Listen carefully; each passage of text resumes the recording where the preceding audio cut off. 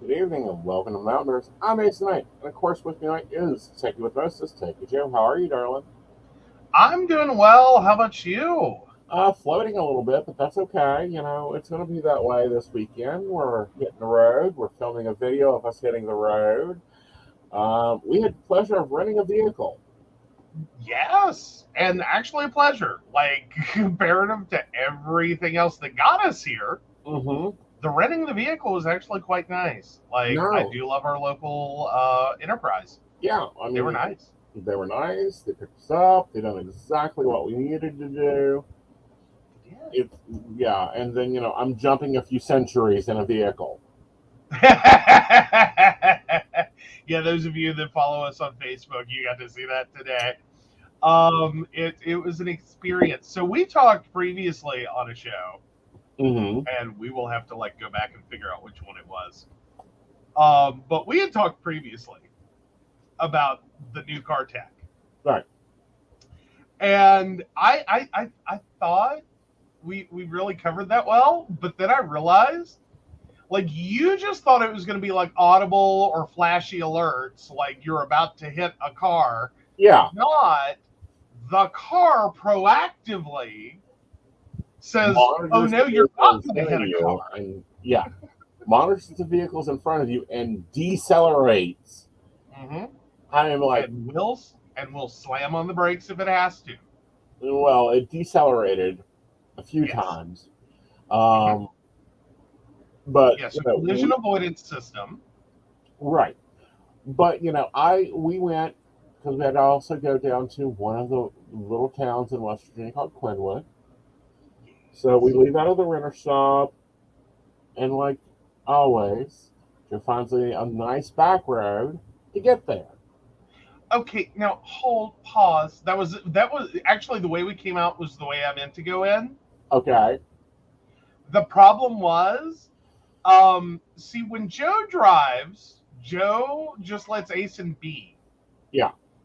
Like, the most I ask for is, can you open my gummy bears? Right. That's basically everything I do. Or can you hand me a Slim Jim? That's it. Aeson just sits in the passenger seat, and he can catch up on his correspondence. He can do whatever he likes. Hey, I think I should have a lot of good business deals from the passenger seat. And he works, and he does all kinds of things. I'm not saying he's lazy. I'm just saying. Now, when we reverse this, Mm-hmm. and he's the driver, I become the de facto secretary of Aeson Incorporated. Yes. In which not only is it like answer calls, send texts, take notes, look up this arbitrary thing I just thought of, right. Control the music, run the navigation, and I'm sitting over here and like navigation took us the shorter route. And I was just at a point where I was kind of overwhelmed, and I was like, fuck it, it'll get us there. Right. I was like, he wants to go this way, he's turning this way, we'll just go this way. Right. Like, I'm not arguing, like, just follow the yellow brick road. Right. Follow the yellow brick road.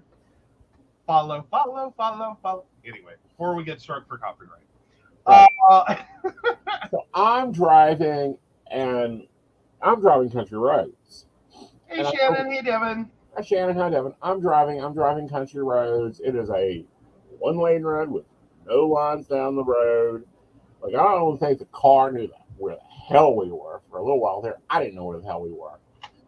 Yeah. So, I'm having to adjust pitch, adjust for like steering, and I take it very. Hello, Lady Gwen.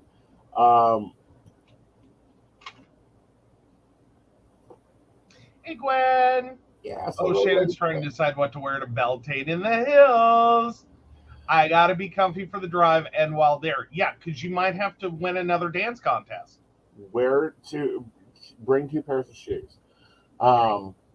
Your nice ones that you wear at the event and the pair you drive in.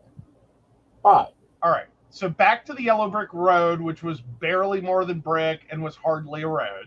yes, so the car kept trying to correct me or alert But me. he doesn't know this. I He don't know doesn't this. know this. Yeah, I'm going, he's. this fucking thing, was not designed for West Virginia.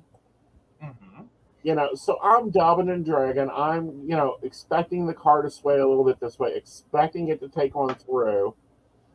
Yeah, and it doesn't because okay, so this vehicle has lane keep assist, blind spot assist, and collision avoidance. Right. We are on an unlined like lane and a quarter Mm-hmm. road where we keep having oncoming traffic that he has to veer over for. Mm-hmm.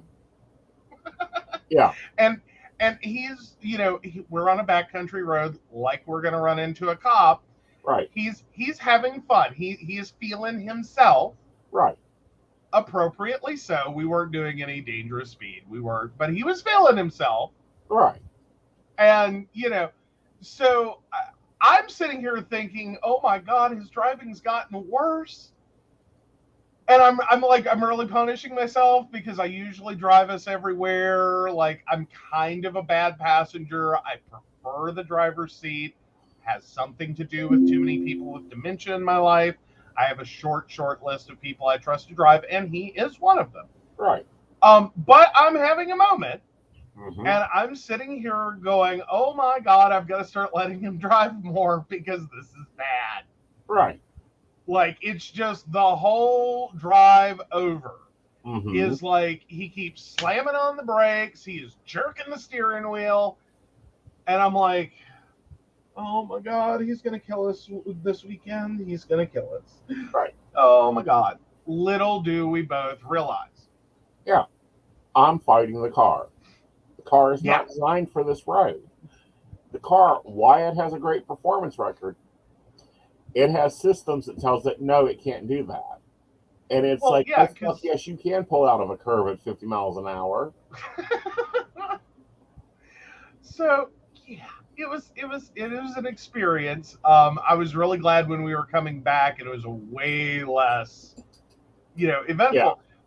But we were a good ways down the road on regular nice. It's 2 lanes. It's a 2x2, Mm-hmm. as in 2 lanes, median 2 lanes, and lined and not partly gravel and no oddly oncoming vehicles we have to swerve and avoid. Right. Yeah. So yeah. Yeah. We got a good ways down the road. He has cruise control on. Life is great. He is not jerking the steering wheel. We're not. But a car moved over in front of us and then decelerated while he has cruise control on. And suddenly he feels the car decelerate and he looks down. Right. He sees the car decelerating with cruise control on, and he has done nothing. He has not touched the brake. He's not hit anything. Because generally he has a tendency to get pretty close to someone before he lets off his cruise control. Just FYI. Like he has a determination to push people down the road, like go with God or go to God. I don't care which. I will get up under you and flip you in the corner. Is basically his driving approach. Yeah. And so the car decelerated and continued to decelerate. Right.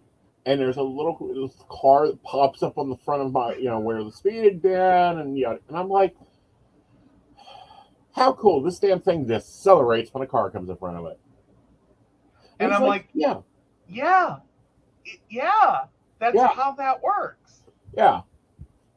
And he's like, well, I bet it wouldn't stop. And I'm like, yes, it will. Actually, It it just will slam. overrides the gas pedal. I attempted it. It'll override your gas pedal. Mm-hmm. Mm-hmm.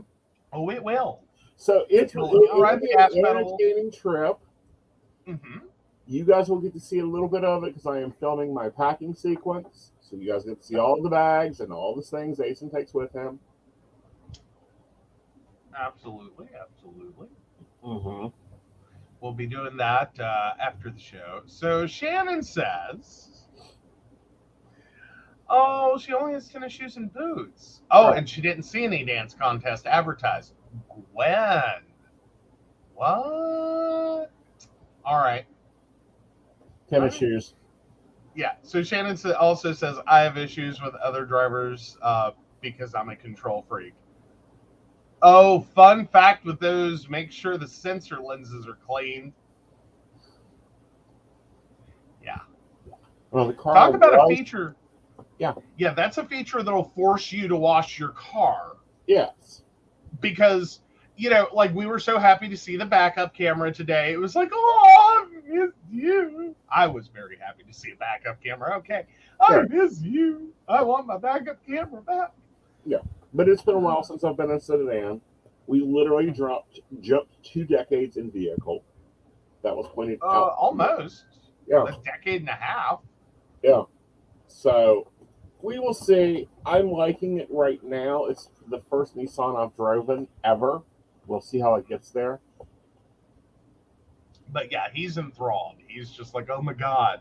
Yeah. Oh, I get a lot of calls of my collision sensor light is on, and about a third of the time it just needed clean. Yeah. Yeah. Yeah.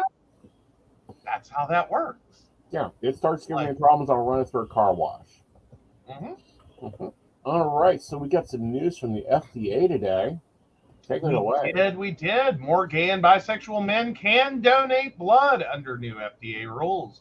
Most gay and bisexual men who are in monogamous relationships with other men will no longer need to abstain from sex to donate blood. The Food and Drug Administration said Thursday that it finalized a new rule that will allow more gay and bisexual men to donate blood. Under the latest guidelines, all potential donors would need to complete individualized risk assessments, regardless of gender or sexual orientation. People who have had anal sex with new partners or more than one partner in the last 3 months would be asked to wait to donate blood. The updated guidelines mean most gay and bisexual men who are in monogamous relationships with other men will no longer need to abstain from sex to donate blood. Previously, the FDA allowed donations only from men who have sex with men if they haven't had sex with other men for 3 months. Quote, the implementation of these recommendations will represent a significant milestone for the agency and the LGBTQI plus community, Dr. Peter Marks, director of the FDA's Center for Biologics Evaluation and Research, said in a release. The agency will continue to monitor the safety of the blood supply, he added. The FDA's restrictions on blood donations from men who have sex with men stem from the AIDS crisis, which began in the early 1980s when little was known about HIV. The agency first proposed the new rules, which are in line with those in Canada and the United Kingdom, in January. People who are taking medication to prevent or treat HIV infections would be asked to wait to donate blood under the new guidelines. So, yeah, that comes to us from NBC News. Yeah. It is a great day. It is everything we've talked about on the show. Like, this is the equity and parity that we have been talking about. Right. That, like, because we have talked extensively about this one, and the ongoing problem, right? That effectively we very much stigmatized men who have sex with men as either no donators or entirely, like ever, for any reason, or as people who need to maintain celibacy for extended periods in order to donate blood, not monogamy, but total celibacy. Right. And meanwhile, your local swingers group Right. with nary a condom in sight could literally have a bloodmobile at their event and no one cared. Right. So we're happy. I'm happy. I'm very happy with it. Now there's still some work to do. There's a lot of work to do. This is just what fits into our, normity. Mm-hmm. And yes, Yeah. Shannon's comment is they do HIV testing for straight people. Why can't they do the same for gay people? Effectively, that's where we've been. Yeah. Theoretically, and not something we support or condone. But you could theoretically donate blood and just lie. Right. Like literally, there is a near zero risk. I'm never going to say it's zero. I don't think anyone's going to say it's zero. But Right. it is so near zero. Right. It is such a, like, everything has to go wrong in the process. Right. That HIV positive blood could get to a patient. Right. It is a near zero. It has not happened in probably forever. So it is like you have a better chance of getting hit by lightning during a multi-engine failure on an aircraft while winning the lottery. Made by Kia. Made by Kia. There you go. Yeah. So, I mean, they never want to call it a zero chance. Like, Right. could, but everything has to go wrong. Right. Like, a donor has to lie and not know their status. The blood has to somehow not get processed correctly. Right. Like, all of these things have to go wrong, and then it could happen, but Right. it's a near impossibility. Very near impossibility. Very near, almost not even there. Exactly. Okay. That's what I'm saying. Like, get struck by lightning while on an aircraft with a multi-engine failure while winning the lottery. Right. Made by Kia. Right. So it'll be interesting to see how it goes. Mm-hmm. It'll also be interesting to see where things stand in 5 years with this, because it's problematical. Some of the status and the, if you're this, if you're monogamous, if you're that, and it's like, oh, can we just stop this? Like, you run the same test on everybody's blood. Your blood drive is low. Right. Oh, yeah. The share needle squad. So 2 comments from Shannon. The only thing that should be asked, are you sexually active? But they HIV test blood regardless, because you can get it from needles and other ways. So really, at most, sexually active. Share needles, they know to double test to be safe, but otherwise, old enough and healthy enough to donate, then test and go about your day. Exactly. Ta-da! Yeah, and I think that brings up a really interesting point, though, is, I don't care if you're straight, gay, bi, rainbow, asexual, gray, anywhere within the spectrum of adult, know your status. Yeah, for your own personal safety, you need to test. Right. Because I do believe the Red Cross will call you if they have to reject your blood because it fails. Yes. Or false positives. Because even if you Right. false positive, I think they also require you to abstain from donation for a period. Right. Just to be sure that false positive isn't going to become a positive. Right. So yeah, because there are some wonkiness about, like, early stage. Right. In which you can. Now, there is a new thing with this, however. Right. So one, there may actually be a small, or there could be a decrease in the number of eligible donors. Right. Because effectively, they just ruled out anyone, Mm-hmm. Potentially that has multiple new sexual partners in, a 3-month period. Right. So your swinger events can no longer host a bloodmobile. Right. Not that that was a thing that was happening. Everyone can calm It down. was too. I'm It was sorry. too. Yes, it was too. There was a number of fetish parties that was Mhm. part of it. Was that they would host a blood mobile during the fetish party. Seriously, like that was my Yes. made up like thing. Was like No, you it is not could. a made up thing. It is a thing in Arizona, honey. Oh wow. Yeah, Arizona, you are so weird. Can we just talk about weirdness, Arizona? Y'all are weird. right. Anyhow. Anyhow, um, it's one of those. It's like, really, this is where we're at. Good. So yeah, we are. I'm really excited. Right. I know you're kind of wait and see. Let's see if we can get to the next stage, Right. which is we quit slut shaming people. Right. And we quit. Oh, poly, poly, poly, poly. Mhm. Oh, you've got to be monogamous to do this. They don't. You really don't. Right. Again, it's a tested blood supply. Right.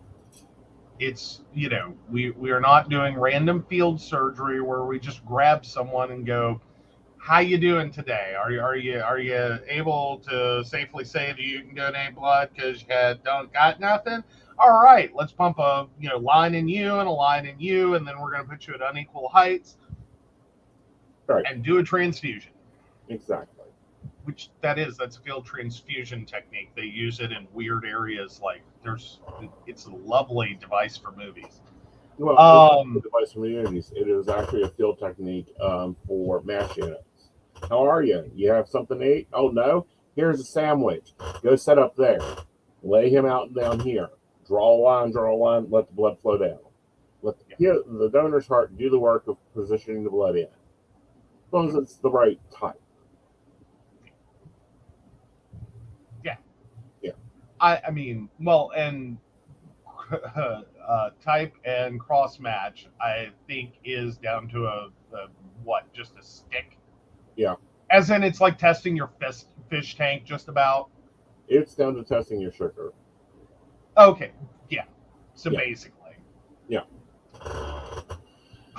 Basically, all right. Moving on into other news, we have been on jury watch since yesterday, and we have a verdict.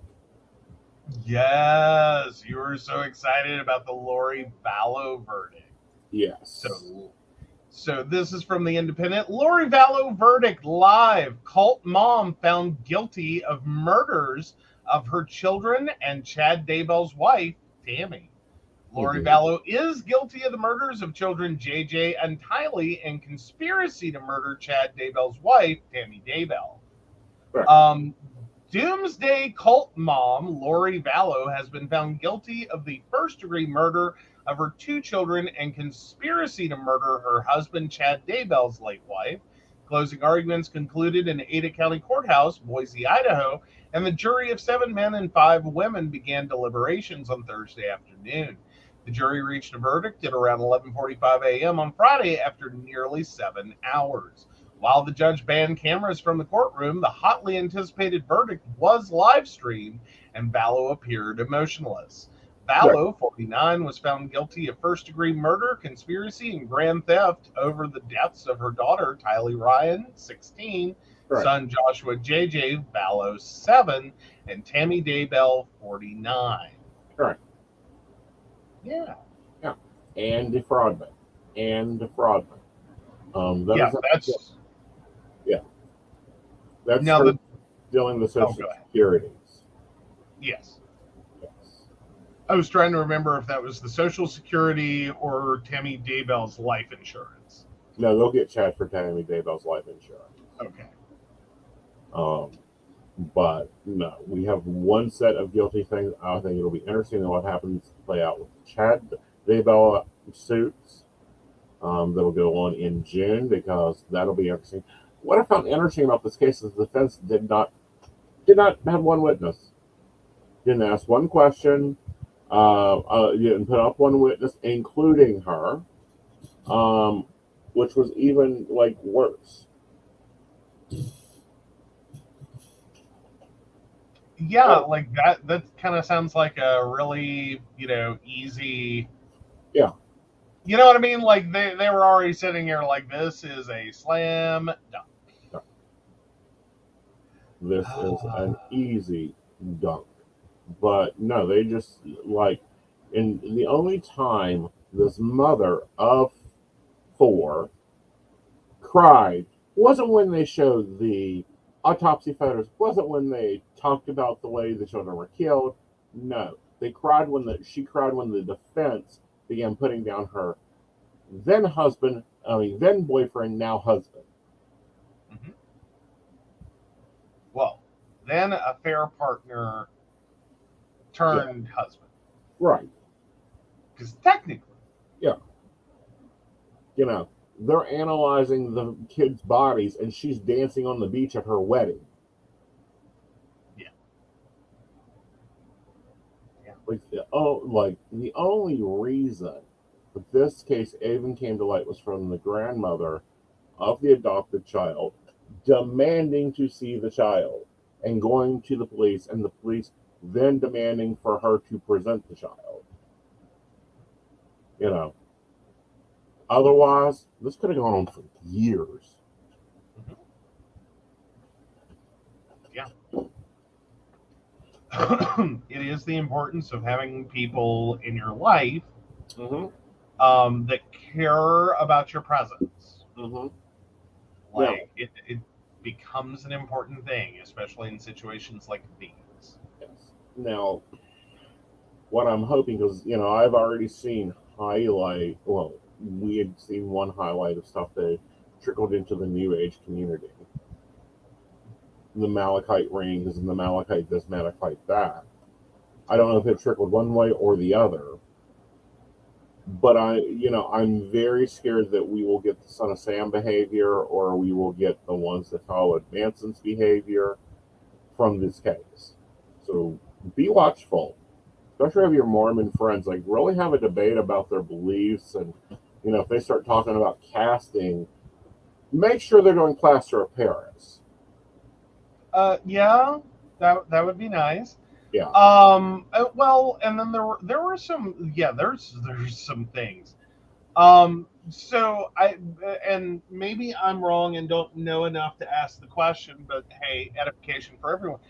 I didn't think this whole like calling people light or dark, and like she's a 4 on the dark side. Like that's not normal Mormonism, is it? No. Okay, because I'm just like, if that's normal, I've not heard of that. No. That's a thing. Yeah. So yeah, if you suddenly have a friend that thinks people are light and dark, right, and they're Mormon, you might want to check on them. Yeah, you might want to check on them. Just saying. You might want to have a conversation with them. But the other side of that is also the New Age movement, and making sure that we are watchful of what is going on, because there's been a lot of throw around for decades now of, oh, that's a dark one. Oh, he has a dark spirit. Oh, he has a light spirit. Let's cut the crap. If you don't like somebody, don't be putting the energy out there that they are X or Y or Z. Fair enough. Yeah. Or zombie apocalypse. You're preparing for a zombie apocalypse. There's a problem. You've been watching too much Netflix. Well, I also think this is this can be summed up as what happens when New Age slams into, like devout, devout whatever. Like in this specific instance, devout Mormonism, which I think can be a very concerning event. Right. You know what I mean? Like when New Age hits Methodist, everyone's okay. Right. But when you have really strong, and Mormonism has some weirdy things to it. Right. I'm not trying to pick on Mormonism. No, I'm really not. Like our Mormons. It's got some weirdiness to it. Right. But it is a very closed, we are the only ones with the right answer, and you will be excommunicated if you don't agree. Right. So it becomes a very big echo chamber. So when New Age slams into it, Right. There's unfortunately a susceptibility Mm-hmm. to like go way off a beaten path. There is, but the other side of that is, it's scarier when you're looking at the leaderships, and you have these leaderships taking on and doing new things, and leadership. You really need to be watchful of your leaders, and when they become a little psychotic. Well, and sometimes that's the biggest problem because charisma and psychosis Right. sometimes go hand in hand. That's kind of your magic combo for a cult leader. Right. And none of that, but when you're like talking doomsday prophecy, doomsday this, doomsday that, there's a problem. Yeah, notably, there's been a fair number of doomsday related, Right. I'm afraid to throw around the word cult because that sometimes like jumps the boat. Right. No one who's in a cult knows they're in a cult until the last day. No, until like 3 years later. Well, yeah. Well, no, I mean like their last day when they're at the breaking point of Mhm. this isn't right, this is totally screwed up, I don't know what's going on, and then they suddenly realize they're in a cult. Right. Like, oh, this is culty. Right. So, yeah. Yeah. And it gets really scary. Like, we've looked at, I've done in depth research to Heaven Gate, to the Manson group. I've read into this one, what was brought up in court documents, and compared it, and it's like, okay, what do all these have in common? Easy. A dude that has a little bit more knowledge than the rest, that misinterprets a lot of things. Well, there actually is, let's see, the Atlantic actually has the 7 signs that you're in a cult. Let's see. Let's talk about that a moment. Opposing critical thinking, Mm-hmm. isolating members and penalizing them for leaving, Mm-hmm. emphasizing special doctrines outside scripture, Mm-hmm. Or seeking religious inappropriate, seeking inappropriate loyalty to their leaders, Mm-hmm. dishonoring the family unit, Mm-hmm. crossing biblical boundaries of behavior versus sexual purity and personal ownership, Right. separation from the church. So Right. if there's a bigger church group, these people tend to splinter off. Right. And go, no, no, no, no, no. We're the ones that are right. You are wrong. Mm-hmm. Now, sometimes that can be legitimate. These are this is the put the 7 together. Right. So let's take this for the fun of it. Mm-hmm. Let's take it to the pagan community. What was the first one? Opposing critical thinking. Yes. Most pagans, you should be critically thinking out situations. Mm-hmm. Otherwise, you're not in a coven. You're in a cult. Cult. So isolating members and penalizing them for leaving. Yes, you're in a cult that way. And not a cult. You're not being an occultist. You are in a cult. It's like, no, you can't talk to that person anymore. No, you can't do this anymore. Oh, you weren't here Friday night. You're not part of us anymore.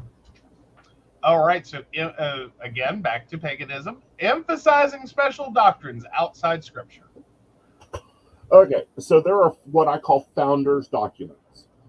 Mm-hmm. There are the the Gardnerian papers. There are Valiente's work. There is Scott Cunningham's work. There is Raymond Buckland's work. Type of, example.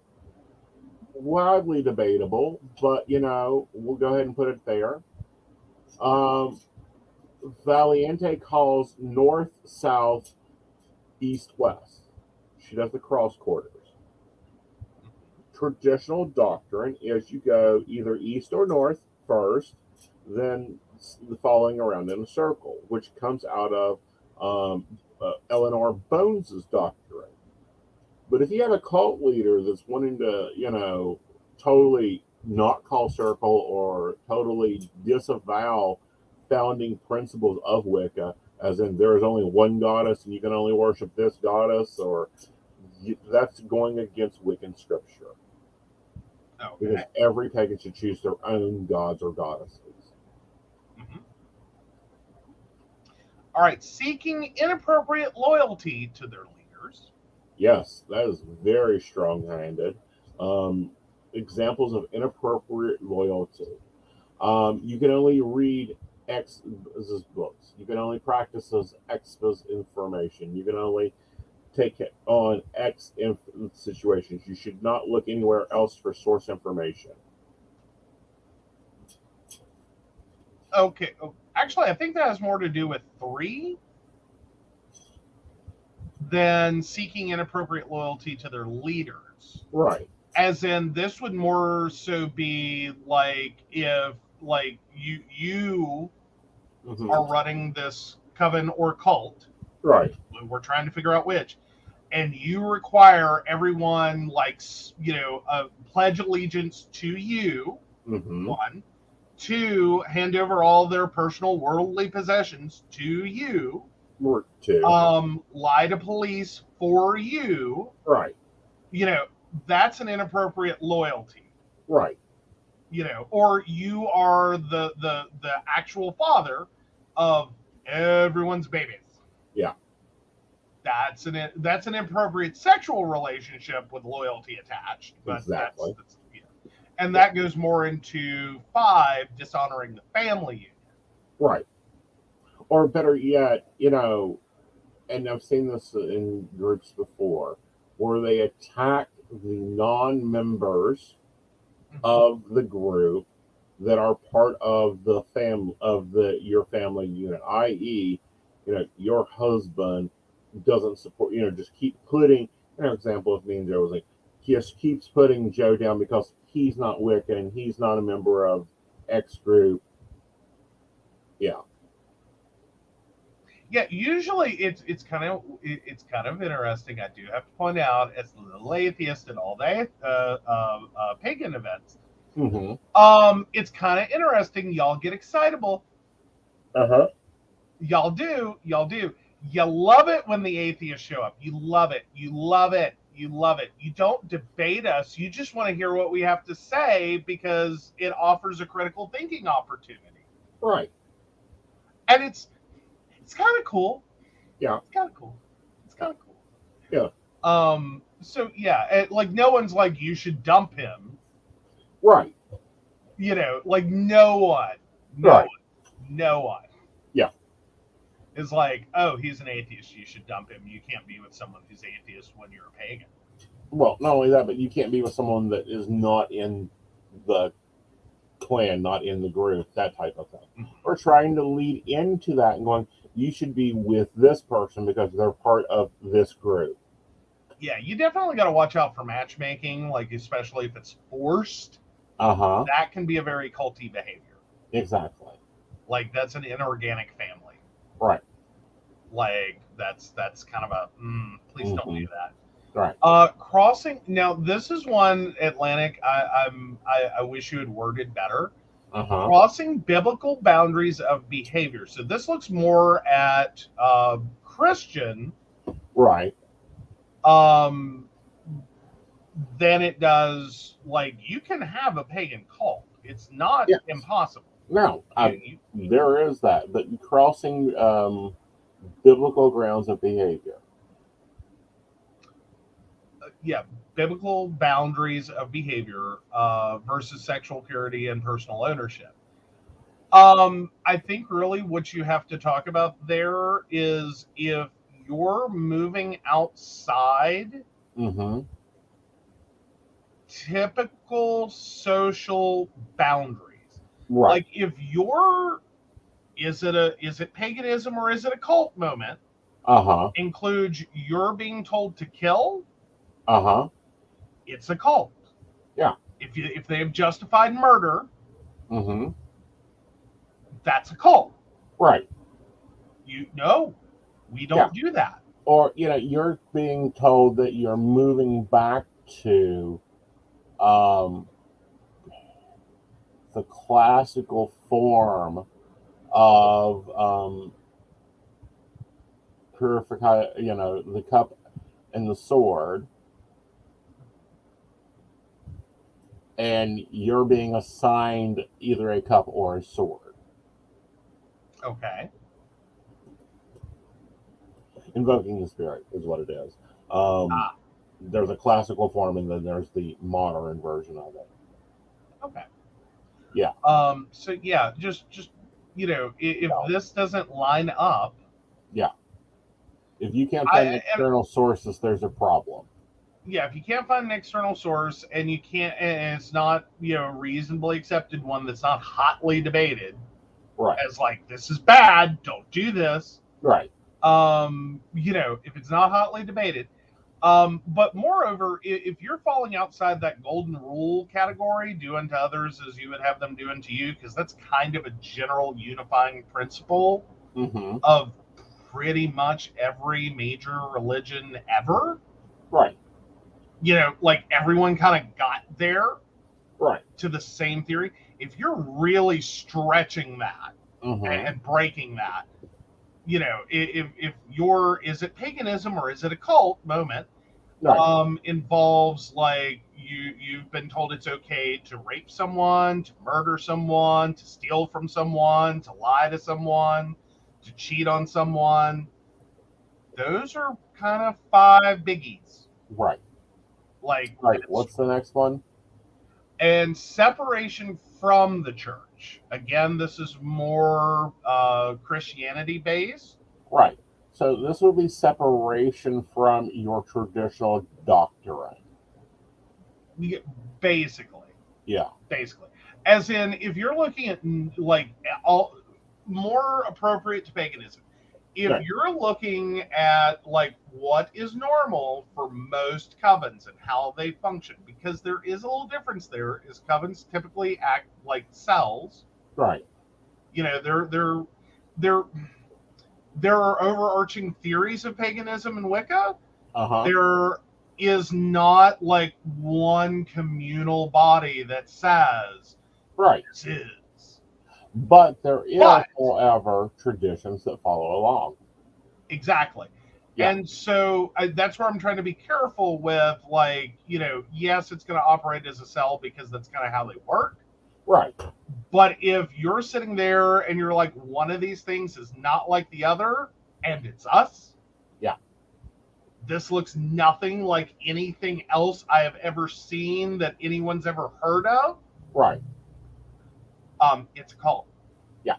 And if your group does not embrace free, and I do mean free, self experiation and self exampolation, what I mean by that is if your group says no, you can't read tarot because you're only a neophyte, and you're not allowed to explore this energy or explore what you want to do with something, then you're in a cult. Well, I'd say the gatekeeping part of it is probably a big red flag. You might be in a cult. Right. Otherwise, you're in a very toxic religion Right. or a very toxic coven. Right. That on its own, I wouldn't necessarily call a cult, but that's Mhm. like a big red flag that like this is approaching culty territory. Right. Now, I do teach classes, Aeson education. You can find that on my website. I do teach Wicca. I have a inner circle that meets at least once a month, virtually anywhere in the world. You can go find that on my site. Yes, I do teach a lot of the things I've talked about tonight in this article. But we are going to take a break, and then when we come back, we will be covering some more interesting topics. Absolutely. Hi, this is Sandy Starr. I'm a psychic and I work on Keen, and I have been working on Keen for over 22 years. You can reach me on 01068. I deal with a myriad of subjects, but I do specialize in relationships, marriages, divorces, is he cheating, is she cheating, whatever the dynamic of the relationship is, I will guide you through. I've got amazing radar for cheaters, so I will tell you the truth if he or she is cheating. I can help with any subject you need me to help you with besides relationships, and I look forward to hearing from you. Again, you can reach me through Key. My extension number is 01068. I really look forward to hearing from you and helping you with whatever you need me to help you with. Hi, I'm Tracy Van. I'm a psychic medium and I work with tarot cards. I also practice Reiki and access bars. I would like to share with you what a reading with me is like. It is a blended reading of psychic and mediumship, and I deliver these messages exactly as they come through. I'm not going to mince words or add any padding. I am a professional, reliable, and honest communicator. I have readings available anywhere from 15 minutes to an hour. You can book a reading with me at tracyvan.com. That's TracyVann.com. And no, I'll always tell you exactly what you need to hear. Hey everybody, Natalie here from The Pendulum's Path. If you are in need of guidance, direction, spiritual connection, healing, or more, you have come to the right place. I have worked as a psychic and a medium for over 3 years, connecting people from all over the world with their loved ones, giving them insight and guidance into their current situations, their past healings, their blockages, and what they need to know in order for them to have a better future. It would be my absolute honor if you would come to my website at www.thependulumspath.com. Visit my shop. I have a whole bunch of crystals, oils, balms, mystery boxes, and more. And visit my services. I offer 15-minute, 30-minute, and 60-minute sessions. I also have email readings available if you're not comfortable with the one-on-one session with me, or if you just want to try me out. I encourage you to come visit me at the Pendulum's Path, and let's get you back on the right track today. Hey everybody, Lady Gwendolyn here from Rowan Temple of Light, and I'm here to tell you about our events this summer. First up is Beltane in the Hills, May 13th, and that is from 1 to 6. We have entertainment, we have a bunch of vendors, we have a fairy photo shoot. It's going to be exciting. You having any questions, reach out to Earth Magic or to myself. After that, we have Central West Virginia Pagan Pride, August 19th. That's at Holly Gray Park from 11 to 5 for the day. And we will have Sarah Masters coming down from Pittsburgh to be our keynote speaker. We have some great classes for that.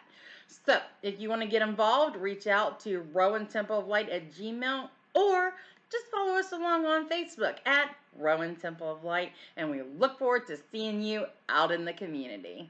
See you there. All right, welcome back. And yes, we do look forward to seeing you guys tomorrow in Morgantown, West Virginia. All right, so you've got a smorgasbord of articles. Where would you like to go to next? All right, so Linda Yaccarino, if I'm mispronouncing the last name, I'm so sorry. So Linda's to replace Elon Musk as Twitter CEO. Here's who she is. So Elon Musk has tapped Linda, until this week, the head of advertising at NBC Universal. Sorry, I had it pop up there. To replace him as CEO of Twitter, he announced in a tweet Friday. Linda Yak will, because it's at Linda Yak, will focus primarily on business operations while I focus on product design and new technology, the tweet read in part. The announcement comes after the billionaire on Thursday tweeted that he had found someone new to lead the social media platform, adding that she will be starting in 6 weeks. Musk, who completed a deal to buy Twitter last fall for $44 billion, will transition to executive chairman and chief technology officer of Twitter. NBC Universal also announced Linda's departure from the company, effective immediately on Friday. We are grateful for Linda's leadership of NBC Universal's advertising sales business and for the innovative team and platform she has built, Comcast President Mike Cavanaugh said in a statement. Linda has made countless contributions to the company during her 12-year tenure, and we wish her the best. So Linda's comment is, it has been an absolute honor to be part of Comcast NBC Universal and lead the most incredible team. We've transformed our company and the entire industry, and I'm so proud of what we've accomplished together and grateful to my colleagues and mentors, especially Brian Roberts, Mike Cavanaugh, and the entire NBCU leadership team. So, yeah. So she's from Penn State, served as chair of the Global Advertising and Partnership at NBC Universal. Yeah. Hi, Brenda. Been acting as the strategic and operational bridge across the entire Universal Global Network, properties and business units, according to our profile on LinkedIn. We're all involved in monetizing the company's network, digital and streaming platforms, distributing commercial partnerships, and client relations. This includes and oversees all its global, national, and local ad sales.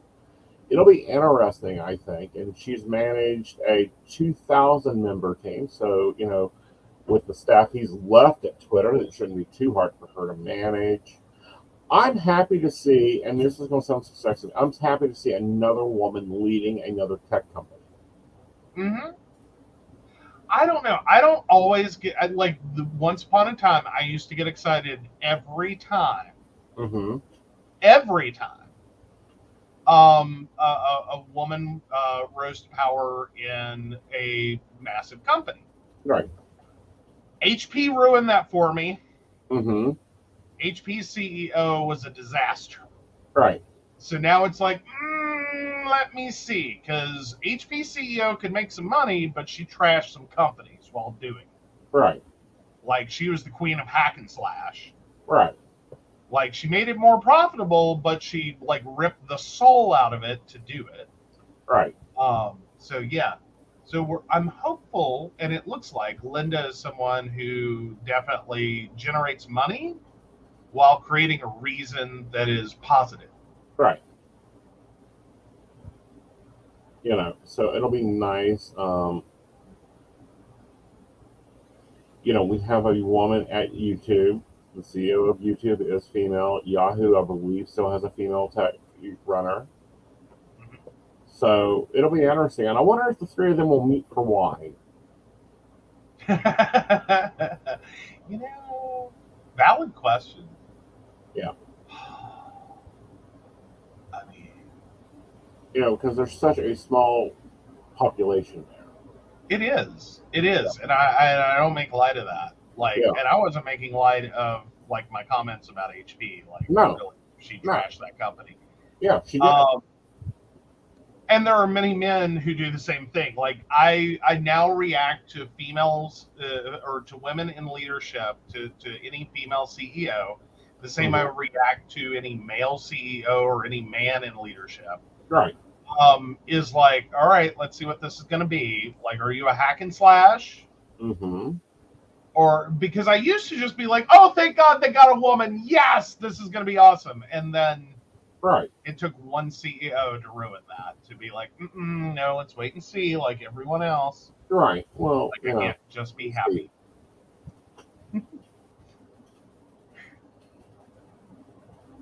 Yeah. Oh, no. She has been replaced. I'm sorry. Oh, no. Yeah, Jim Liaison is the CEO of Yahoo Industries. Oh. Well, crap. Yeah, but I remember when she led it, so that takes one person off the table. Marcia Myers admits to spending $4 billion for Netflix. Mm-hmm. Yeah, Carly Fiorina. I could not remember her name. I could see her. Mm-hmm. I couldn't remember her name. Was the HP CEO. Right.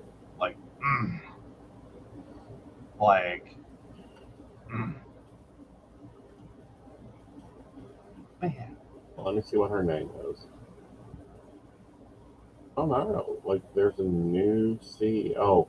February, the CEO of YouTube stepped down. So, no, she's now moved into being in her own branch there. Oh. Yeah, Susan Wachiti was the one that stepped down from YouTube. And she had started the company from the beginning. So it'll be interesting. I actually want to see if she commented on Twitter about this. Well, of course, then again, if I remember correctly, was she not the CEO that took a lot of flack Yeah. for the implementation of SIPA and basically how YouTube monetizes Right. while complying with federal requirements to not advertise to children? Yeah. Or target advertise to children? Right, and then she also took a Yeah. lot of flack for the James Charles scandal and for maintaining these influencers on platforms even after their bad behavior. Mm-hmm. Yeah, she's basically been called tone deaf more than once. Right. That like what she's talking about, it's not that she's wrong. It's just you really don't know what's going on over here anymore, do you? Yeah. Like that's not the world. Right. Like that's cute, but that's not how that works anymore. Right. But now I'm interested to see that neither one of these other two former CEOs are backing the new CEO of Twitter.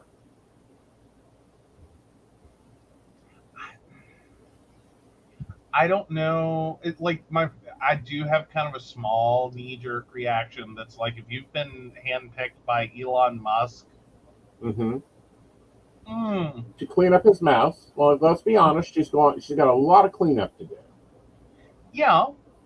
It's just Elon Musk is someone that does not necessarily have a great relationship with Right. women. Like I'm trying to say that as carefully as possible. Right. But historically, Yeah.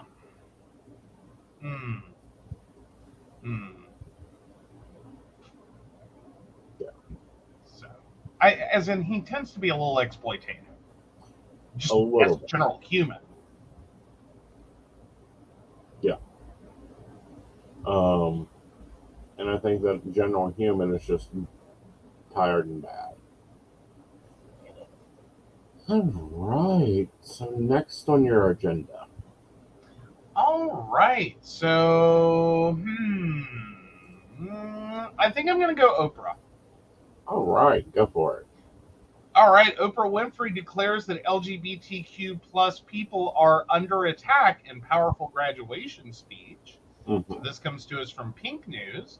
Right. Oprah Winfrey has spoken out about LGBTQ plus rights, gun violence, and women's rights in a powerful graduation speech at Tennessee State University, TSU.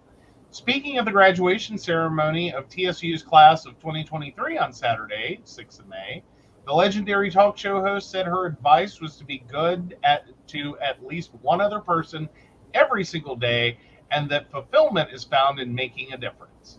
Winfrey, who has long been a supporter of LGBTQ plus rights, told graduates that while the political landscape is difficult right now, they can use their education to make a difference. You've witnessed the storming of the Capitol and the death of civility, she began. You're acutely aware that voting rights are being gutted, women's rights are being dismantled, books are being banned, history is being rewritten, the Supreme Court is being corrupted. The LGBT plus community is under attack. The leaders are behaving like children. Children are being gunned down by military-grade assault rifles. We live on a planet where there's more than enough wrong to keep you busy trying to make things right for the rest of your natural life. So, on a more optimistic note, Winfrey added, everybody here wants to see you take your integrity, your curiosity, your creativity, your guts, and this newfound education of yours and use it to make a difference. Everybody always thinks that you've got to do something big and grand. I'll tell you where you start. You start by being good to at least one other person every single day. Just start there. The Associated Press reported that Winfrey also reminisced about her own time at TSU, with the 69-year-old media mogul recalling how she was so busy beginning her TV career that she fell one credit short of graduating in 1975. Finally, in 1988, she was allowed to submit a paper to finish her degree. Right around the time I got my third Emmy, she joked. Winfrey has conducted history-making interviews in the past few years with the likes of Prince Harry and Meghan Markle and actor Elliot Page. The Umbrella Academy star Paige sat down with Winfrey in 2021 after coming out publicly as trans the year before, explaining that he wanted to use her large platform to share his experience in the wake of anti-LGBTQ plus bills. Speaking to Vanity Fair about the interview, Paige said, "The rhetoric coming from anti-trans activists and anti-LGBTQ activists, it's devastating. These bills are going to be responsible for the death of children. It's that simple." So talking to Oprah felt like an opportunity to use a wide-reaching platform to speak from my heart about some of my experiences and the resources I've been able to access, whether therapy or surgery, that have allowed me to be alive to live my life. I think it's interesting that one of the most richest women in America is saying this. And Not really. It's real on brand. Oh, no. Like, they're not wrong. It's real on brand. Oh, it's very on brand. I'm not saying that. I'm just saying it's gotten to that point that we are at graduation speeches trying to basically protest. But weirdly, that's kind of where graduation speeches kind of got to. Right. I want to say somewhere in the 90s. Right. Like, that's how long we've been doing this. Like, we've like, I mean, it started a little slow, and there were some really eye-popping ones that caught our attention. Right. And every year there's a few more and a few more and a few more. And now it's kind of a thing of, I think this is more a story because it's Oprah. Right. Than it is that anyone's reacting that what she did was outlandish or protesting or blah, right. Because that's what the stories used to be. That when you had a celebrity do your convocation and they were, going into this political message. Right. It was more so seen as this corruption of the sanctity of your, graduation. Yeah, right. And moving right along, we kind of all loved it. Right. Like, because, hi, this is a wonderful opportunity as one less push before they go into the real world. Yes. They leave academia and the comfortable nest that it can create and get thrown into the wolves of, like, the barbaric society that we now have. Right. In the modern workplace. And the kind of crap that the modern workplace was supporting. Mm-hmm. No, it's very beneficial to use that as one last, keep this in the back of your head. Mm-hmm. That this is, you have the opportunity to change the world, and it starts with you. Right. Which is really where all these speeches go to, fundamentally. Right. Like every good convocation, that's kind of its overall central message is, all the good begins with you. Mm-hmm. Like, well, how was yours?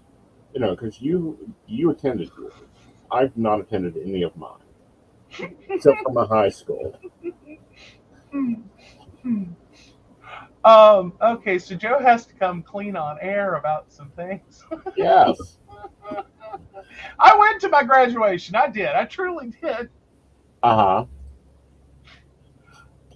The night before, there was a dorm party. Uh-huh. I spent the night doing the dumbest thing that I have never done again. Right. Which was mixing Code Red Mountain Dew with Everclear. Mm-hmm. To be fair, I really didn't sober up until later that afternoon. As in, like, I had a very long night that ended probably around 3 a.m. Uh-huh. Got up, still well, I wasn't hungover. I was drunk. Right. Got up and went to my graduation. Thankfully, I didn't have to drive. Right. But went to my graduation, and I was still fuzzy for a while. Because that hit me like a train wreck. I don't remember. Honestly, I don't remember. And to be fair, I don't think it was someone who made any waves. Oh, okay. Yeah, I think it was a business school. Well, no. Well, business school has its own graduation. It's a separate ceremony. But the graduation, Mm-hmm. big graduation, Right. the university wide, because it's a liberal arts college. It's not just a business school. Right. Yeah, no. I have to say, my college it was fundamentally challenged in attracting like big name speakers Okay. across the board. Yeah. Like my time there, we managed to get Margaret Cho. Yeah. Not for a convocation, but actually for an event. Right. The whole campus lost their minds. Right. Like this was major celebrity descending upon us. Right. We didn't really do that often. Right. Because while it was a UNC school, part of the University of North Carolina system, Right. we were not the Tar Heels. Right. We were the Spartans, and if you don't know what that means, that's University of North Carolina at Greensboro. Right. Also known as UNC Gay. Yeah. So no. I have no clue. Yeah. But no, I'm trying to remember. Most of my degree, like I didn't fly to Scotland for my life coaching. My metaphysics, I did not attend. The only one I attended was the pinning of my cap, and that was fun, but that was more ceremonial than conversational. Well, now my high school graduation, if I remember correctly, we had co-valedictorians, and Right. that was our speech. Yeah. Was the valedictorian speech.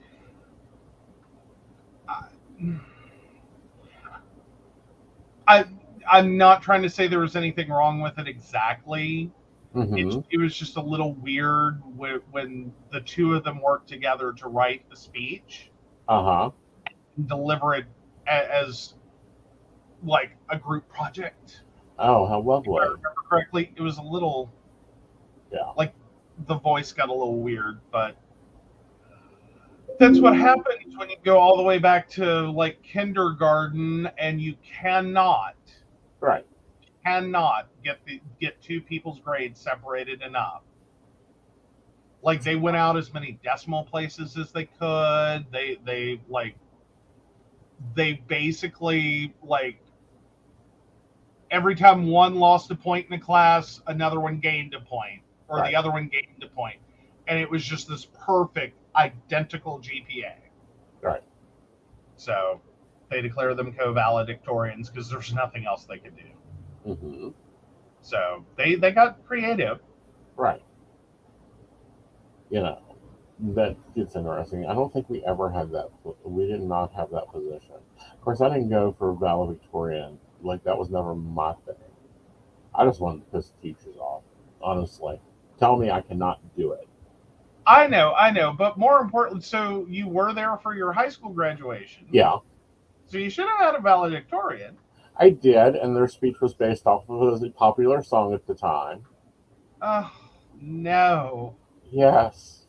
Yeah. Oh, what was the song? I have to look it up. Oh, dear. But yeah, no. Oh, yeah, Shannon's like, you make them fight for to first blood. Yeah. No, we would have actually been really sad because I gotta give credit. Our two valedictorians were effing amazing people. Right. They really truly were. I'm not saying their speech was bad. I'm just saying it was a little weird. Right. But it was a good speech. Right. I just was having an off morning. Neither of my graduations went well. Okay. Well, my high school graduation, much like my college graduation, my father got forced to go to. Mm-hmm. And then he was kind of a dick all day. Yeah. And trying to start shit so that it became all about him. Right. At that stress level, it's like I'm taking in nothing. Right. Not really. I just want to get out of there. Like, before you humiliate me in public, Mm-hmm. can I please get out of here? Uh-huh. And that it was survival. Both my graduations were survival. Right. Like, that was it. That was just make it through the day without embarrassing the absolute, like, totality of me. Right. And I called it a win. It was narcissism. I mean, to the death seems a bit harsh for high school. Maybe college. No, not really. It would be quite interesting. Like, I could see that happening. Oh, no. See, Shannon, if you had met our two valedictorian candidates, I don't think it like they wouldn't have. Right. They wouldn't have. They would have both refused it and been like, "We just won't be your valedictorians. You can choose the salutatorian as valedictorian, and we're not doing this." Right. Like, they were very close friends. Like, it was kind of a cute competition between them. Mm-hmm. Like, they were they were both really awesome people. Right. Like, I will never say anything bad about them. They were amazing. That's good. I don't remember who ours were. Like, I remember the speech was very boring. Oh, no. Like, they should have just played the song and saved us some time. Because, of course, my class was 1,000. Oh, so what did they explain the lyrics? No, they took the lyrics and made it their own. Can we not say they are a music major? Yeah. Oh, no. Yeah, and, tied it into our class. Yeah. For it. Yeah. 17, 18 years old as a music major with, a being valedictorian. I'm not throwing off on our music majors. I'm really not. Mm-hmm. But y'all have a tendency to get really deep on the music. Yeah. And not necessarily connect well. Right. Just saying. But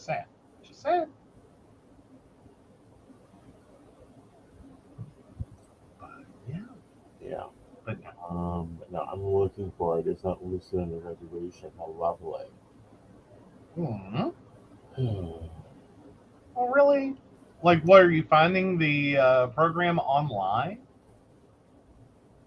No, I'm sitting here looking for the song. Oh.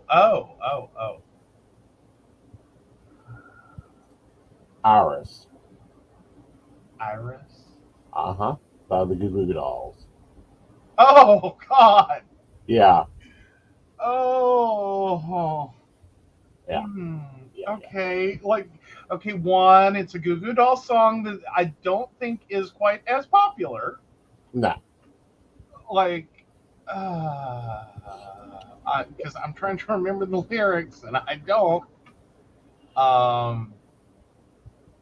Oh, now I actually remember the lyrics. Yeah. I don't know that's okay. That was a choice one could make.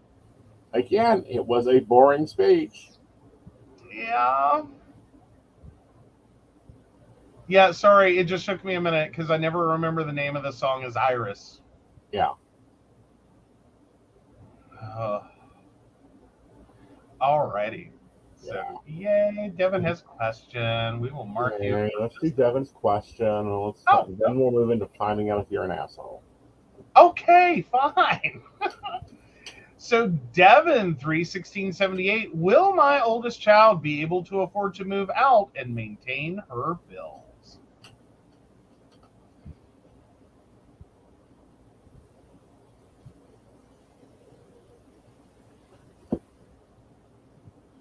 Now you have Iris stuck in my head. Oh my God. That had to be the longest graduation ceremony ever. It was 5 hours. Oh, God. See, here's the problem with your oldest child. They don't know how to save. They got to work on saving, holding on to their money. I feel they do move out, but it's when they find their own passion, and that own passion actually kind of makes things a little unsteady, and they'll be unsure of themselves, and that creates it out of a good move. So yes, they'll be able to move out. It's unsure when, but teach them what savings is. Make them watch Psychic the budgets. I'll do it for you.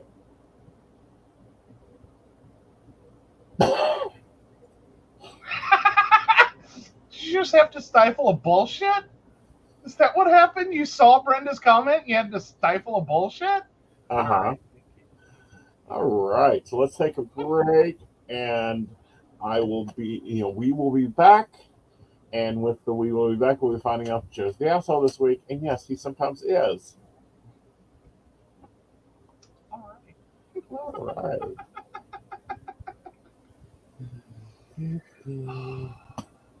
Hey everybody, Lady Gwendolyn here, and as a certified spiritual life coach and shadow practitioner, I have thrown together everything that I have learned to develop a program that works for healing our shadow self and focusing on how we're going to heal ourselves for the future.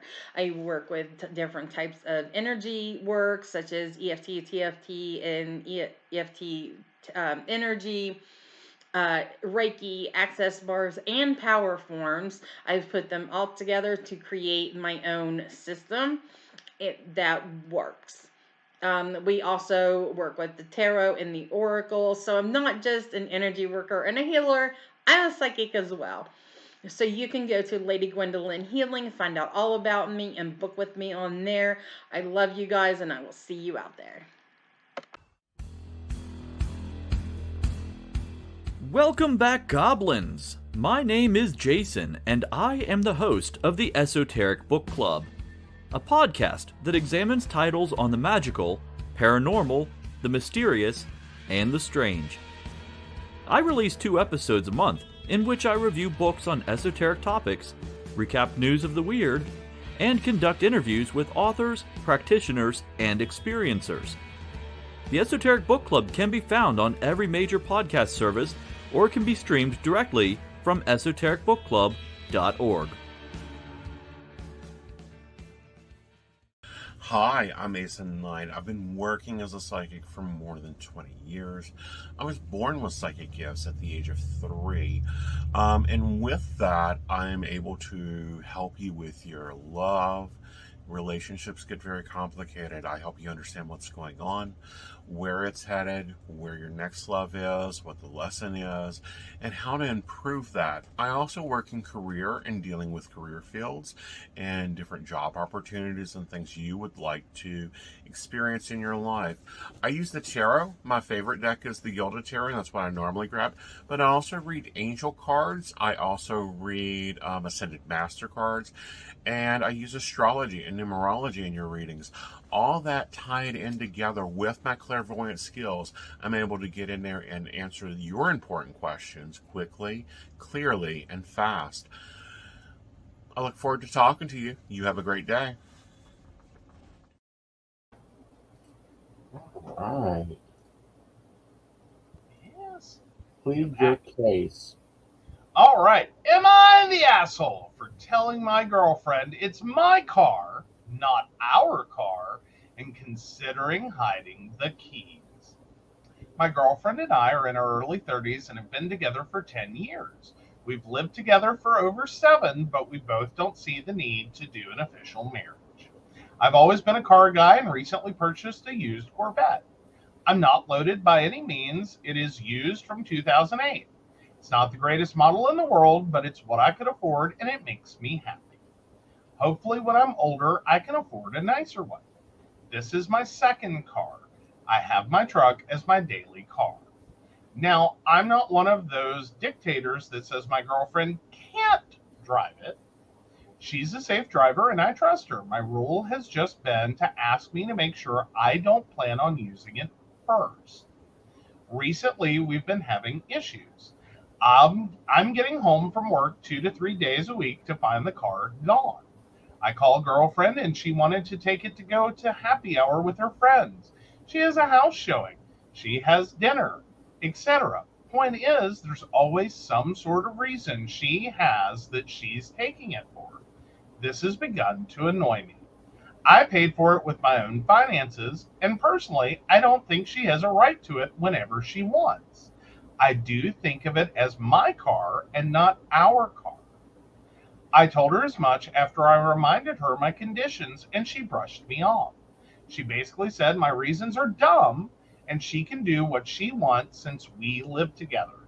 I told her it's not hers to use freely, and it is my car. She still brushed me off and says I'm being selfish for not sharing, but there's times I plan on using it and it's gone because she took it. I should never have that problem. Now I'm considering hiding the keys from her, or most likely just taking the keys with me when I go to work. Am I the asshole?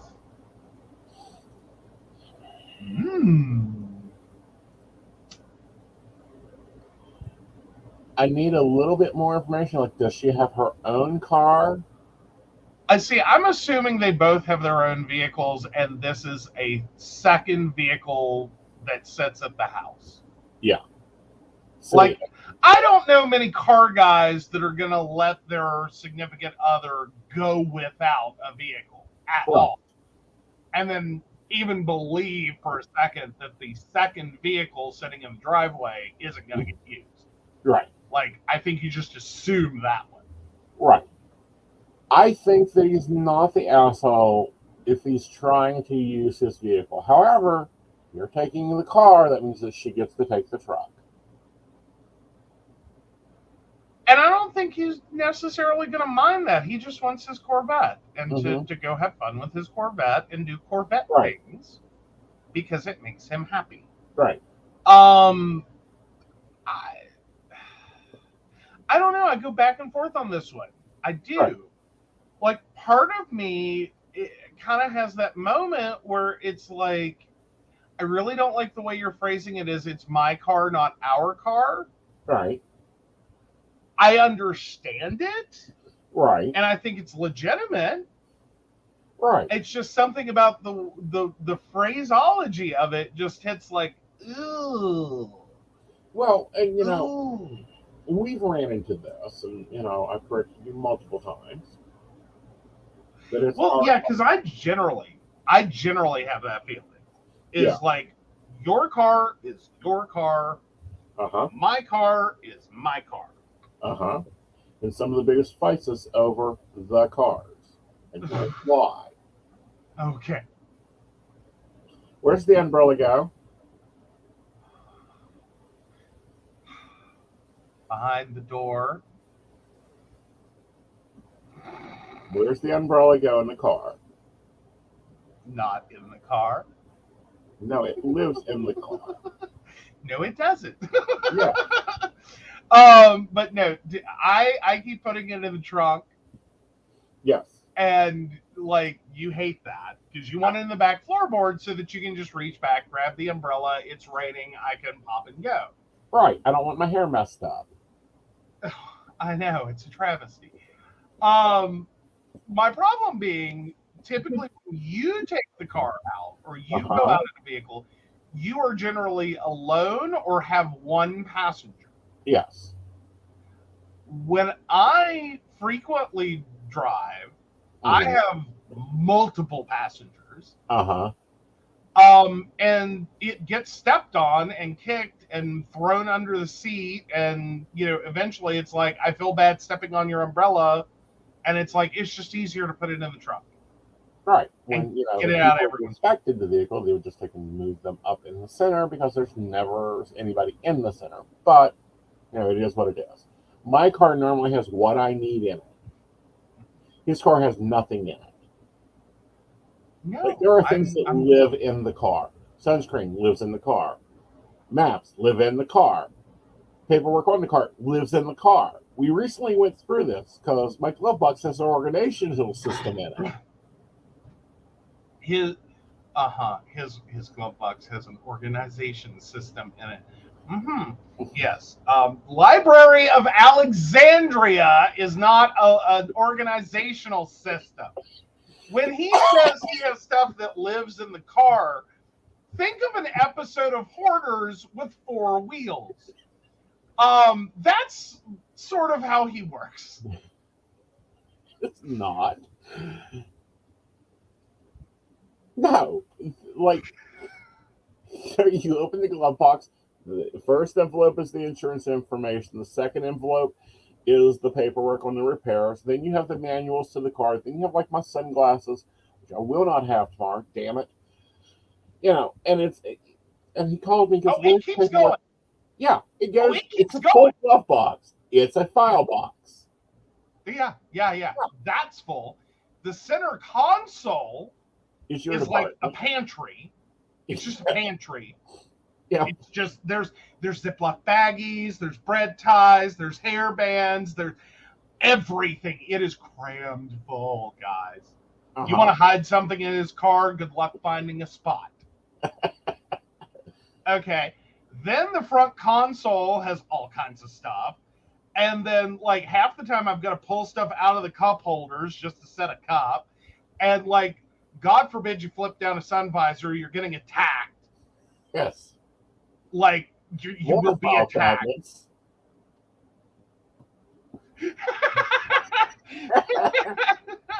Oh, Shannon says that would be a great episode, though. Hoarders on Wheels. You just about got that with that interior designer woman in Greensboro with the Price Mansion. Yes. Joe, do not ever look in Max then. LOL. See, but here's the thing. I've been there. I quite frankly at one point referred to a vehicle I owned as a dumpster with four wheels. My life was that crazy. Right. Like it was a rolling trash can. I accepted it and moved on. Right. Like I took time with the trash bag and several actually. Every time the trash got level with the seats. See. And well, but I got Princess, my Kia Soul, and I said, you know what? I'm never going to do that again. I will not do that to this car. It will not happen. Right. It will not. I will not do this again. Right. And I've held very close to that. And part of how I've done that is being very hand smacky with myself about, does that need to live in my vehicle or does that need to be used and taken back? Right. And then, then we have what I call the go bags. They're literally bags to go swimming with. They go in the back. Cooler lives back there because, I go shopping. Reusable bags, a toolkit. And then when I have the trunk space, my full vending suite lives in the back of the car. Plus the umbrellas, plus, the blankets for the dogs. Right. Right. Like, we have no worries. If he were to be God forbid, he were to be in a horrible rollover accident, you could follow the carnage from the roadway. Right. All the way to wherever the car ends up. There would be a little trail. Right. You could just follow it. Yeah. Because all this shit would just... But it's not shit. It is things that need to live in the car. So that I don't have to pack the car every time I go. Fine. It's a four-wheel pinata. There are, all the fluids are in the car. They're not stored somewhere out of the car. Mm-hmm. All the rags, all the car stuff is in the car. Mm-hmm. It is. Yeah. Everything's in the car. No, everything is not in the car. Things that don't need to live in the car, i.e. they don't go with the car, are not in the car. We have a debate on this issue. But anyway, back to am I the asshole? Yes. Now that everyone's been introduced to our car debate in our life. And the reason we need two, so I'll have what I need. And I could be over here living my best life with AAA. Yeah. While you wait 48 hours. Well, you know what? I'll be fine, or I will starve to death and die of thirst. And because Brenda, no, I have two, because I have to cover the seats for the dogs. So there's 2 blankets that live in my car. Yep. Yeah.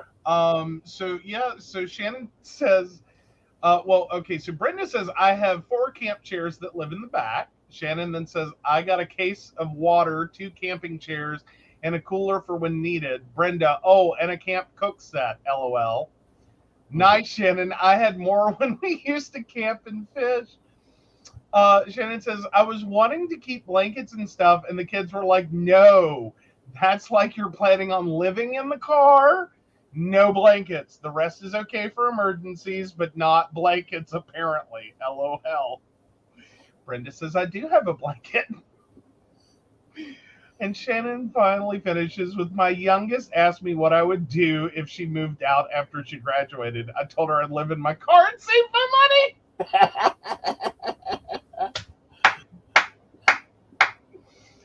Oh, that is a mom golf clap. That's what that is.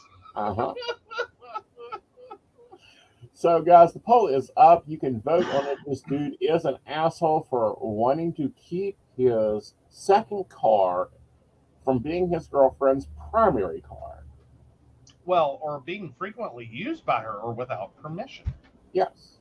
And should you have permission-based vehicles Mm-hmm. in basically a marriage all but paperwork? Right. Yeah.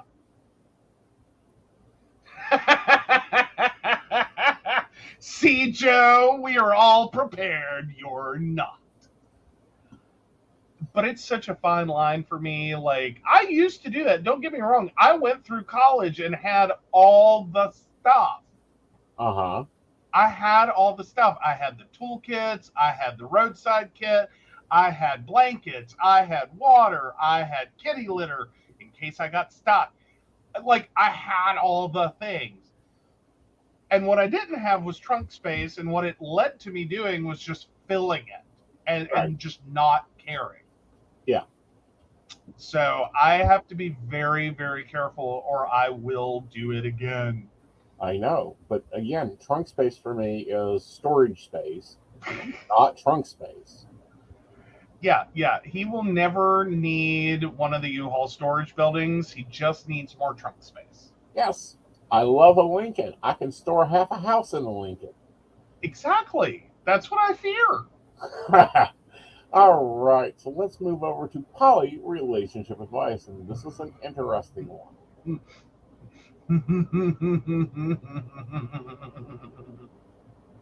Take Max without my permission. I will hunt you down. Exactly. I get it. I am there. Ooh, Shannon's like, I can store 4 dead bodies in the trunk of a Lincoln. Yes, you can. Technically 6 if you dismember, but, moving on. Fair enough. All right. Oh, relationships. Don't we love them? Uh-huh. All right. So having trouble reconnecting, came home from a trip. Apartment was gross. Hey, all. So I live with my nesting partner, Z, 31 male.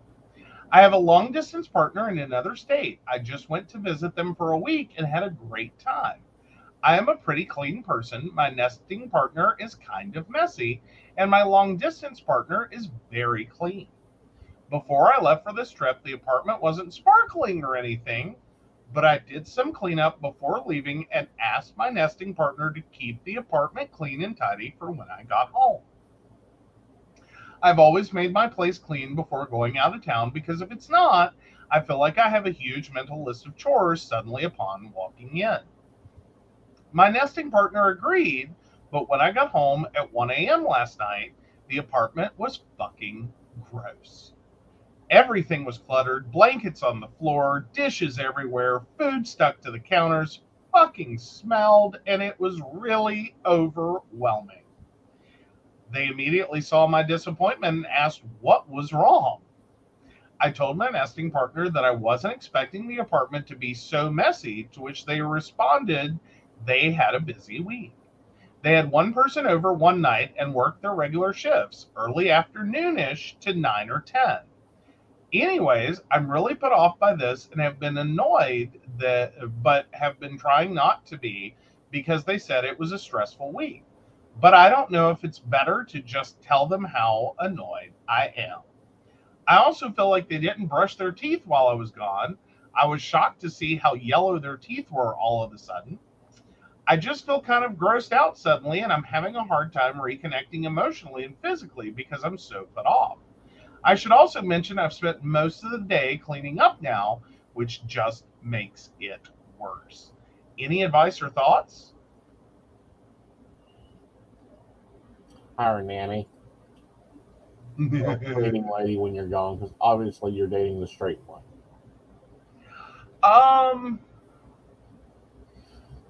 Yeah. I think you haven't realized how much you do Mm-hmm. versus how much they're doing. Right. Until you went out of town, and sometimes when I like, I should point out that sometimes it's not that you're physically doing it, but your mere presence Right. forces them to behave outside their norm. Right. Like, they don't, as in mentally to them, they would live in a hovel. Right. Like, you're not there, they revert to their natural selves, which is a cave dweller, Right. basically. Right. And then suddenly your reappearance reminds them that okay, we gave up the Tarzan routine, Mm-hmm. and we're in a partnership with someone else who really hates this. Right. So they also kind of had a moment of oops. Right. But yeah, I think you're probably doing a lot. One, just by being there, and two, even when that as you're there, you're probably doing the lion's share without realizing. Right. This can be a really tough topic for any relationship, though. It is. Because that mismatch on cleanliness. Right. And every couple has that to a degree. Mm-hmm. Like, like, so to speak, I always call it the toothpaste problem. Right. Because that was the first time I ever had an issue with someone I was with, was because they literally left the cap off their toothpaste. Right. And so, like, toothpaste got knocked on the floor, it, like, shot everywhere, and I was ticked. Right. Now, I don't think you need to have a come to Jesus moment, in my opinion. I think you, however, need to make a mature list. These are the things I expect done while I'm gone. And when I come home, this is what I expect out of this apartment. Even if you got to send them pictures. Yeah. Either that, or you might have to kind of reevaluate this relationship, because y'all are a long distance apart. Right. Like, I'm sorry, but, going back to the list of things that were wrong, Mm-hmm. like, Mm-hmm. like, now the brushing teeth thing, I think you just have to throw out. Like, right. that's personal hygiene, and that's a choice one can make when left Mm-hmm. on their own. Right. Just hope they do it to be around you. Right. Everything was cluttered, blankets on the floor, dishes everywhere, food stuck to the counter. That's aggravating. Yeah. And fucking smelled. Yeah. That's not asking a lot to just. I mean, I could understand if, like, there's dirty dishes in the sink. Uh-huh. Maybe piled up on the counter. Uh-huh. Dirty dishes. Right. Food goes to the trash or the fridge or in your mouth. Right. Those are the only acceptable places for food. I thought we all agreed. Right. Smell. But yeah, and then cluttered. Oh, we chew on this issue all the time. Do what now? We chew on this issue all the time because I have a flat surface. This house has a flat surface problem. Yes, it does. Yeah. Well, and it also has a problem with things not going back from where they were last used to where they belong. Mm-hmm. But yeah. Like, and we these do are common relationship issues. Yeah. But no, I think you need a task list for them. I don't think they mentally can figure out what you did. Fair enough. I think start at a task list and try to make an agreement that they will do their best to keep up with the task list. Right. Now, I think you gotta like wean into and like have some like this isn't gonna be perfect. right, But if we can get it better, right, like Yep. I don't think you're gonna get them to be the neat, tidy person you are right, while you're gone. I think the best you can hope for right, is you get them closer to, okay, I came home and there's a sink full of dishes right, and dishes surrounding, but you know, the blankets are where blankets are supposed to be. uh-huh, You know, there's not food everywhere. right. Now, what gets me and what horrifies me is they had a person over in this mess. Mhm. That is my problem. Yeah. Like, sorry, that would have pissed me off. I would have lit the fucking ceiling. Okay. Like, I don't care if the house is messy, but don't be bringing more people in to make it even messier. Well, but that presumes that the other person that came over made it messier. Like, I'm more horrified someone walked into that and went, okay, yeah, I'm good. Yeah. All right, so we got some viewer comments. Let's take them on. All right. Yeah. Okay, so yeah, leaving and coming back, let them see it with a fresh set of eyes. Technically, they were, though. They were going to work. Yeah. And it sounds like they work like 8 hours, like 1 to 9, 2 to 10, somewhere in there. Right. So they obviously had to leave to go do that, is Right. what it sounds like. Right. So Shannon says they don't have a nesting partner. They have a grown baby they need to raise. Mm-hmm. Yeah, see, here's my thing. I don't raise my partners. Right. I will return to your mama. Mm-hmm. Like, that's where I'm at. I will return you to your mama. Like, you didn't finish raising this one. Right. No, ma'am. I did not take that on. That was not part of the deal. Like, Right. You were supposed to supply me with an 18-plus-year-old adult human. Mm-hmm. That is functional. Right. So, you know, that's a thing for me. I get a little cranky about that one. Yes. So, all right. So kid one finally realized that about her boyfriend after a month and a half not having to pick up after him. She was like, I don't want to deal with that ever again, because his mom kept complaining to her that he was making a mess all the time, and she broke up with it. Mm-hmm. Yeah. Yeah. Yeah. Yeah. Like, listen to people's mamas. Right. Like, seriously, when they tell you my child is a flipping slob and you're looking at it, Mm-hmm. and they obviously don't care that you're seeing it. Yeah. This isn't behavior that's going to change magically because, you know, you are that great a person for them to date. Like, they know they have to decide better. Right. Or this is just who they are, and they'll go find another messy people to be with. Mm-hmm. And they will create an episode of Hoarders together, and that's okay. Yeah, but no, I think a task list does wonderful. Mm-hmm. Oh, some people were never taught and are lost. A friend has a roommate that will do things if told what to do each time. Okay, see, now you're bringing up something a little different. That more so falls into there's probably some neurospiciness going on there. Right. And that can be a thing. Right. Like, and that's sort of what you're talking about is give them a task list. Mm-hmm. Give them a task list. Right. Check These it things with, need to be done by the time I come home 1 a.m. Friday. Yeah. All right. And Shannon says, we tried to fix that, but it wasn't fixable. Yeah, tried for 2 years to fix that, but it wasn't fixable. Yeah. That happens, unfortunately. And that's when you look at them and go, nope, sorry, can't deal with that. Yeah. Oh, And I have to say, for me personally, that I'll send you back to your mama, that's a newer thing. Mm-hmm. Like, I really did try with one person, and God knows, I'm not the cleanest person in the world. Right. I grew up in a household where my mother had given up. Right. Like, I say this with all seriousness, I Right. very distinctly know the lines Right.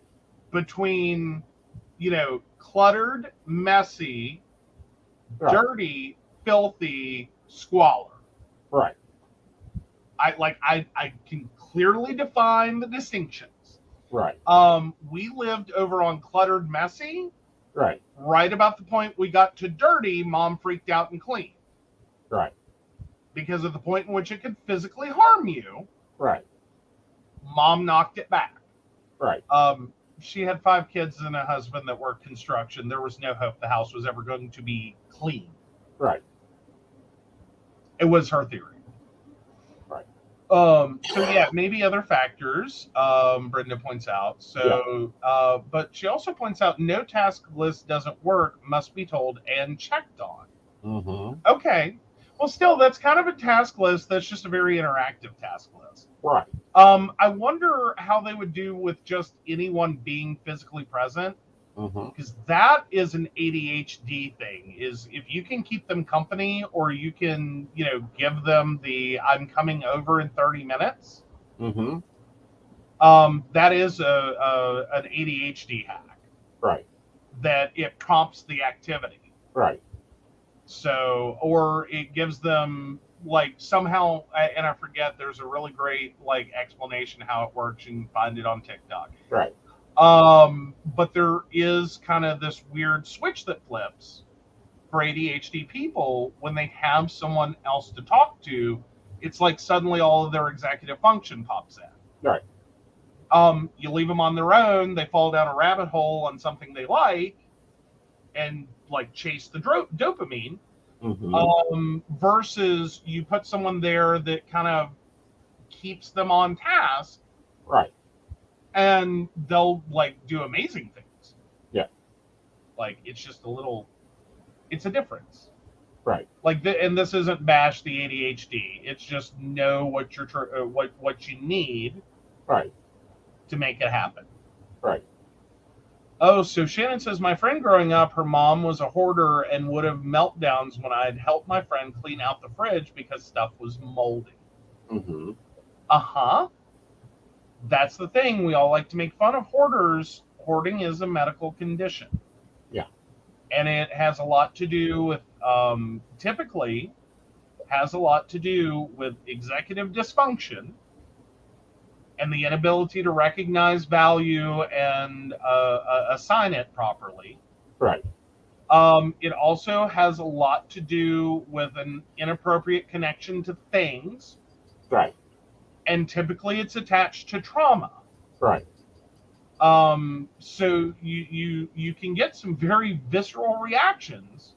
Right. You try to clean the hoard, and this isn't of their choosing.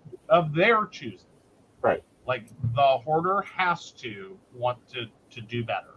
Right. And even then, that's not a guarantee. Right. Because it can be overwhelming.